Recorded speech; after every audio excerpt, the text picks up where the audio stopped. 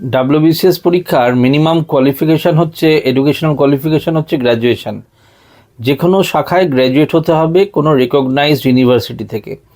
Arts, science, nursing, medical, dentist, হ্যাঁ, এছাড়া engineering, যে কোনো জায়গা থেকে গ্র্যাজুয়েশান থাকতে হবে। কোনো মিনিমাম মার্কস ক্রাইটেরিয়া নেই, অর্থাৎ 50%, 60% পেতে হবে এমন কিছু না। অনলি গ্র্যাজুয়েশান থাকলেই চলবে। কেউ যদি একবার দুবার বাই চান্স ফেল করেও পাস করে, আলটিমেটলি গ্র্যাজুয়েট হলেই হবে। কেউ হয়তো 3-4 বছর এক্সট্রা লেগে গেল পাস করতে, তার বিভিন্ন সুবিধা অসুবিধা থাকার জন্য সাপ্লিমেন্টারি আছে, কিন্তু আলটিমেটলি পরে সে গ্র্যাজুয়েশন হয়েছে। Even open university, recognised open university থেকে করলেও হবে।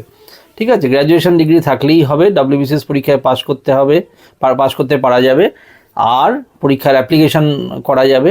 আর হচ্ছে সঙ্গে এজ ক্রাইটেরিয়া আছে, আলাদা একটা ভিডিওতে বলছি। আর একটা হচ্ছে বাংলা ভাষা লিখতে পড়তে জানতে হবে, সেটাও আমি আরেকটা ভিডিওতে বলছি। সুতরাং গ্র্যাজুয়েশন ডিগ্রি থাকলেই ডাব্লিউবিসিএস পরীক্ষার জন্য অ্যাপ্লাই করা যাবে।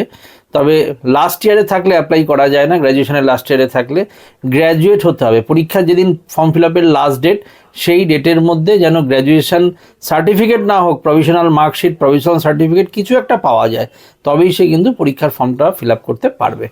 Thank you very much.